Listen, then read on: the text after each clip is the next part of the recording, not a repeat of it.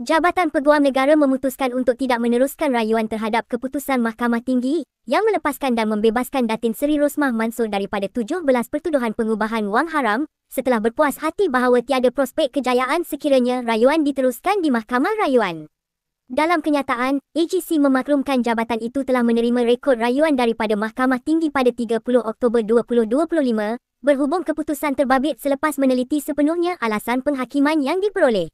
Menurut AGC, antara faktor yang diambil kira adalah sekiranya rayuan diteruskan, pihak pendakwaan tidak akan dapat membuktikan kes melampaui keraguan munasabah sebagaimana diperlukan dalam pembuktian sesuatu perbicaraan jenayah, memandangkan saksi-saksi penting yang diperlukan untuk membuktikan pertuduhan terhadap Rosmah telah meninggal dunia dan tidak lagi dapat dikesan. Jabatan berkenaan menegaskan bahawa semua aspek utama kes, termasuk isu fakta dan undang-undang telah diteliti sebelum keputusan untuk tidak meneruskan rayuan diambil, dengan notis penarikan balik rayuan difailkan pada 9 Disember lepas.